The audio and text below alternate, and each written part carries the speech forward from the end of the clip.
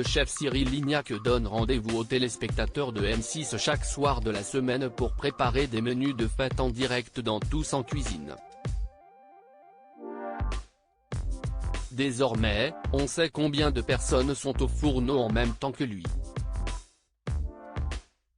Les décorations de Noël sont accrochées dans les rues, les sapins sont de plus en plus nombreux dans les foyers et Cyril Lignac a fait son retour dans votre poste. Cette fois-ci, CIST sûr, les fêtes de fin d'année approchent. Comme il le fait depuis désormais 3 saisons à cette période, le chef le plus médiatique de France reprend son tablier pour préparer de bons petits plats en direct devant les caméras de M6 dans Tous en cuisine. Ce programme est né dans un contexte particulier, lors du premier confinement en mars 2020, mais chaque année, on souhaite donner rendez-vous aux Français pour cuisiner avec nous et avec Cyril. On a choisi cette période de fin d'année de manière récurrente parce que c'est le moment où la cuisine rentre dans les préoccupations très fortes des Français, témoigne Guillaume Charles, directeur des programmes de la chaîne, lors de la conférence de presse de l'émission.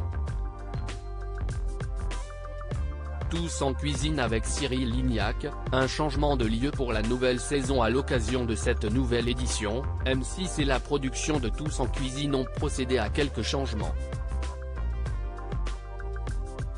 D'abord, le lieu de tournage, après le domicile de Cyril Lignac, puis le toit du BHV Marais, le chef s'est installé dans une ancienne boucherie du 1er arrondissement de Paris. Autre nouveauté, chacune des journées est dédiée à une thématique, des plats de fête à prix malin aux recettes de légende, en passant par les plats de fête régionaux. Jérôme Anthony, lui, reste au plus près du public grâce à un tour de France des marchés de Noël en région d'où il cuisine en changeant de ville chaque jour.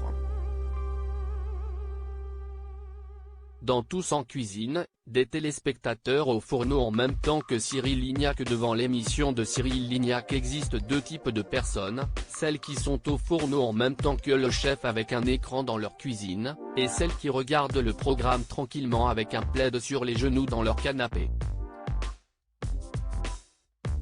À l'occasion d'un sondage, la chaîne a appris qu'environ 10% des personnes présentes devant leur télé mitonnaient en direct avec le chef.